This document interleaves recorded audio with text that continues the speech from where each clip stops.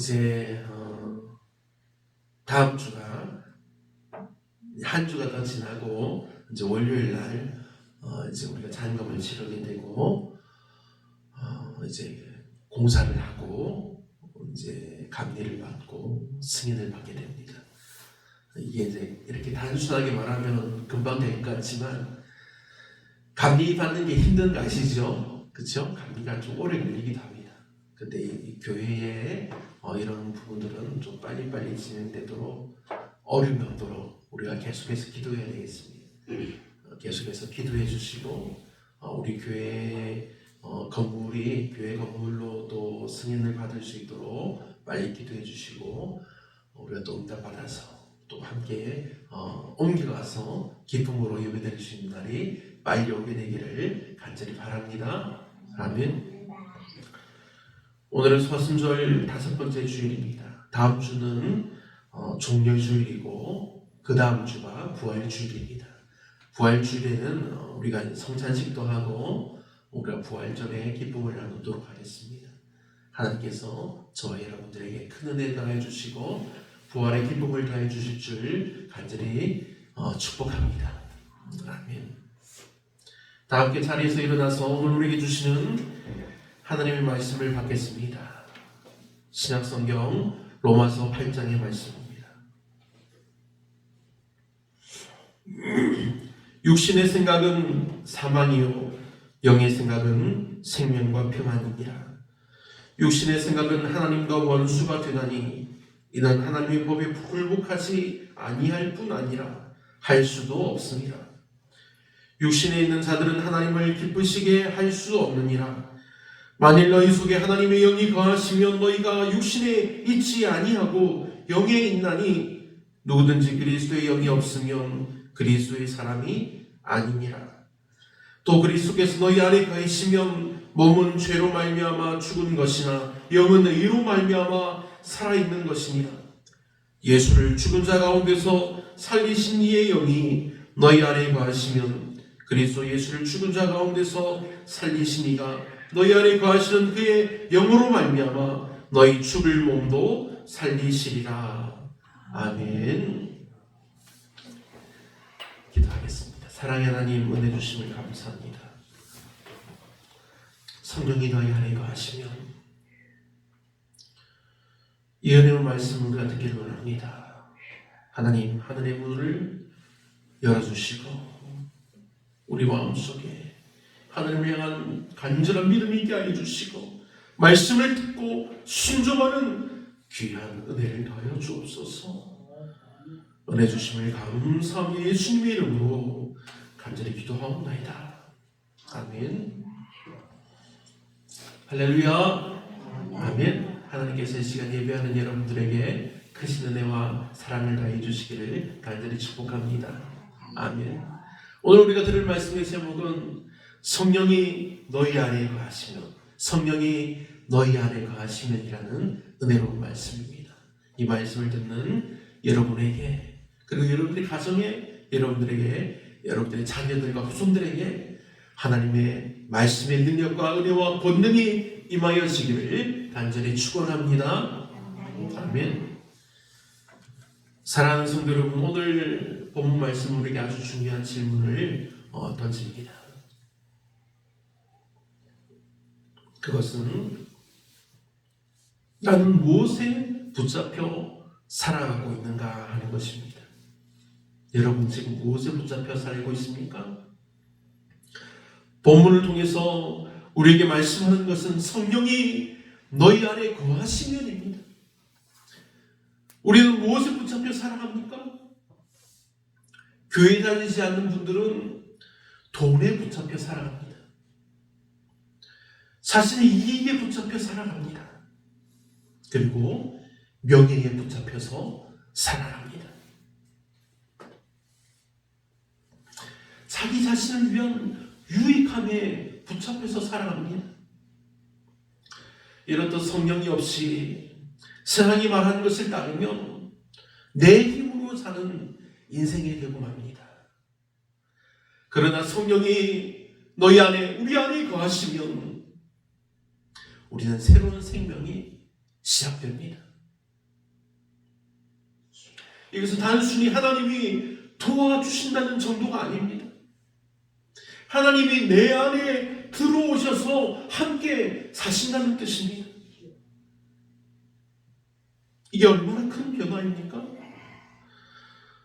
우리가 어두운 방에 혼자 있는 것과 그 방에 불이 켜지는 것은 완전히 다릅니다. 성령이 임하시면 우리 안에 빛이 들어옵니다. 생각이 바뀝니다. 우리 마음이 바뀝니다. 우리의 삶의 방향이 완전히 변하게 됩니다. 전에는 우리가 미워하던 사람이 이제는 우리가 조금씩 이해가 됩니다. 전에는 포기했던 일들이 이제는 다시 소망으로 보이게 됩니다.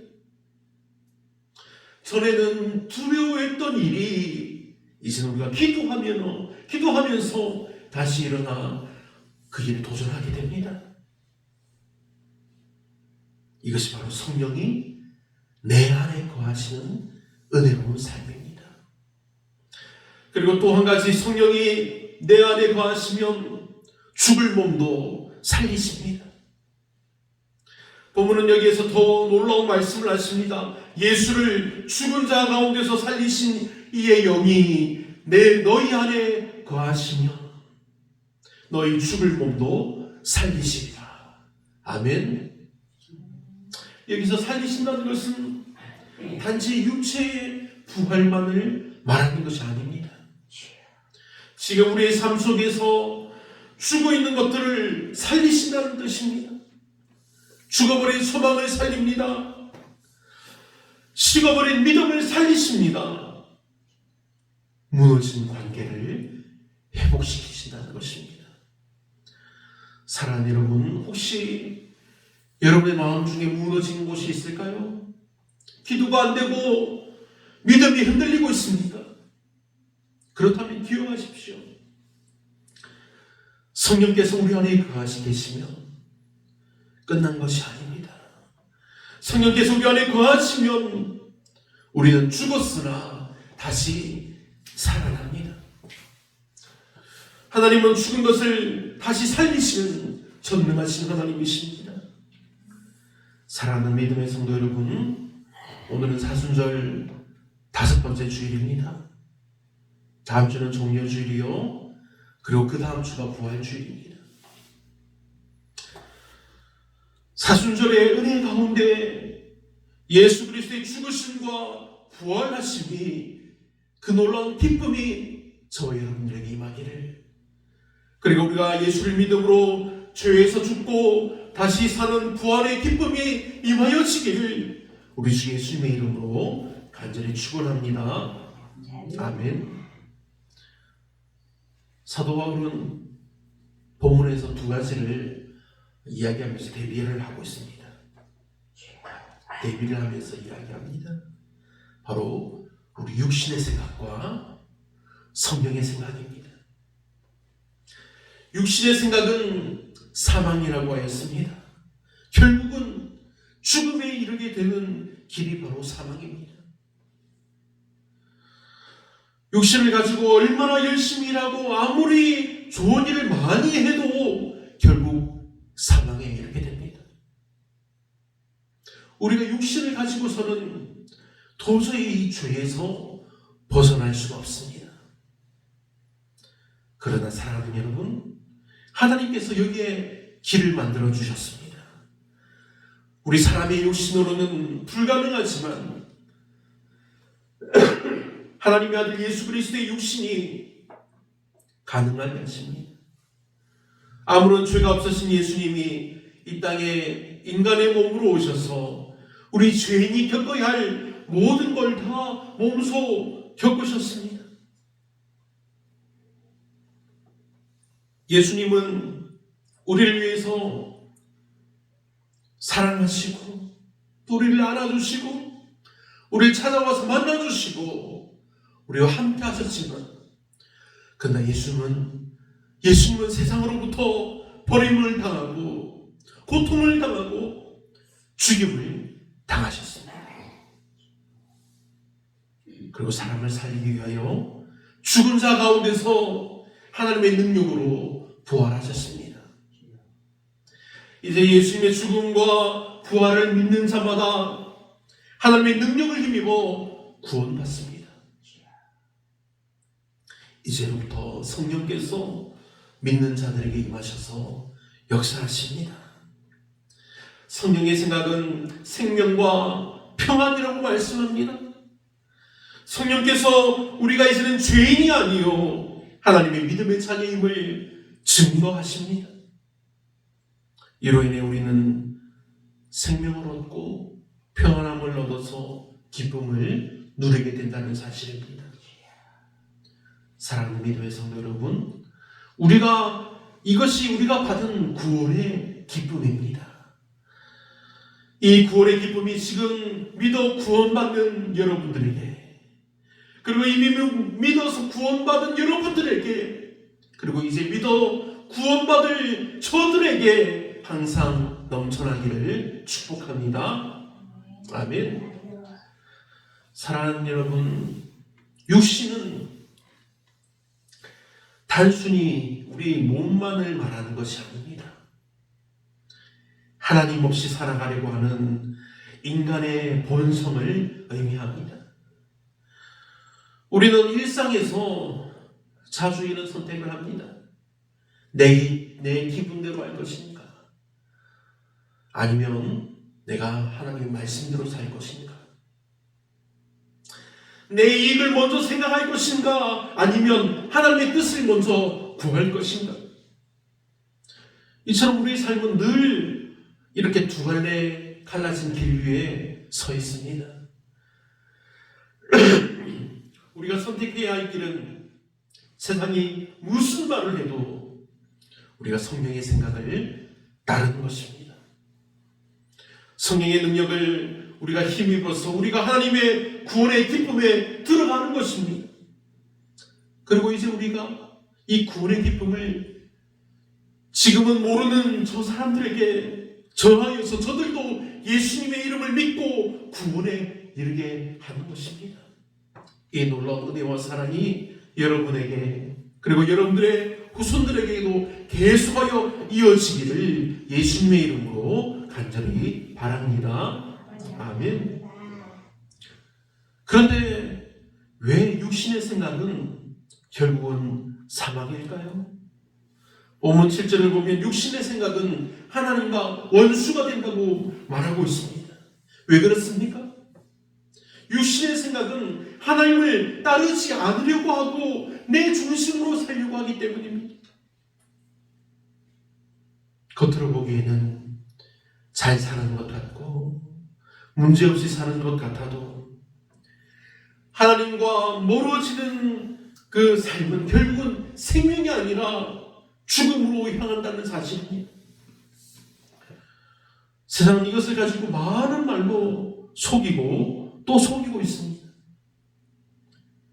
세상은 이렇게 말합니다. 네가 기준이다. 네 마음이 가는 대로 살아라. 너 자신이 가장 중요하다. 이 말들은 맞는 말처럼 들립니다. 그러나 문제는 하나님을 이 생각의 기준에서 완전히 빼버린 자기 중심성입니다. 결국 사람은 하나님의 뜻보다 내 감정을 찾게 되고 하나님 말씀보다 내 판단을 더 신뢰하게 됩니다. 이것이 지금 우리 인간 사회에 좀 가장 아픈 문제입니다. 바로 육신의 생각을 자연스럽고 당연하게 만드는 속임이라는 것입니다. 그래서 세상은 결과로 판단하게 만듭니다. 돈 잘 벌면 성공이다. 문제가 없으면 잘 사는 것이다. 편하면 좋은 인생이다. 그래서 사람들이 이렇게 착각합니다. 나는 잘 살고 있는데, 나는 문제가 없는데. 하지만 성경은 다르게 말합니다. 하나님과 멀어지는 삶은 겉이 아무리 멀쩡해도 이미 생명에서 멀어진 상태라는 것입니다. 세상은 보이는 안정으로 영적인 죽음을 가려버립니다. 그래서 보지도 못하고 그냥 모른 채로 죽는 것입니다. 또한 세상은 죄를 아주 부드럽게 포장합니다. 그 정도는 다 하지. 요즘 시대에 그건 당연한 거야. 그러니까 너만 손해보지 마.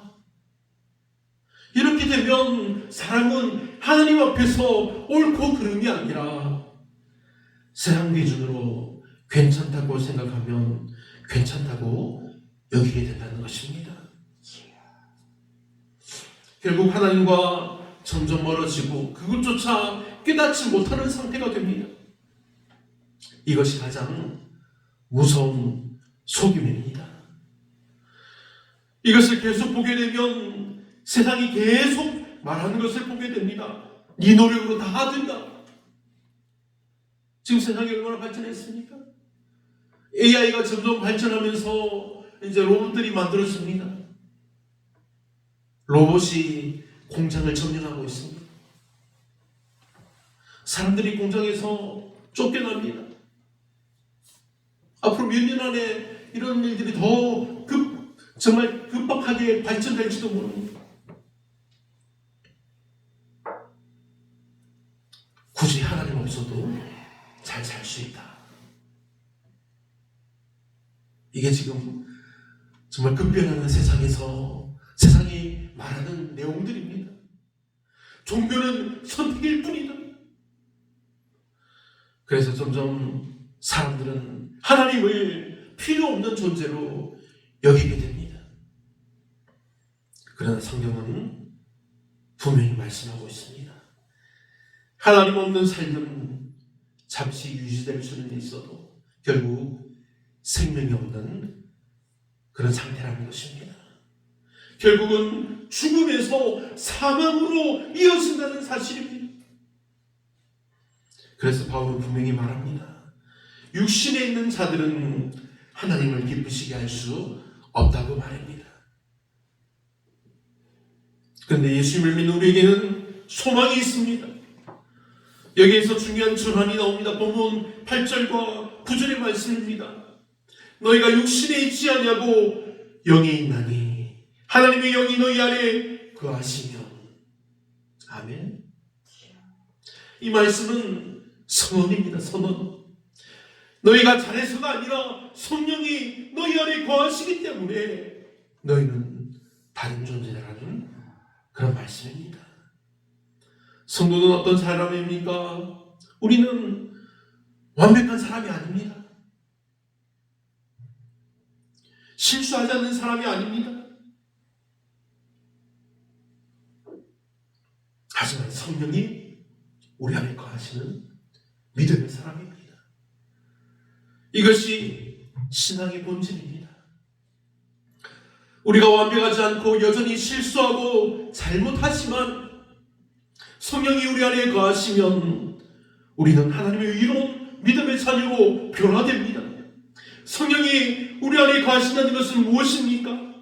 성령이 우리 안에 거하신다는 것은 단순히 하나님을 믿는다는 차원을 넘어서 하나님이 내 안에서 살아서 역사하신다는 뜻입니다.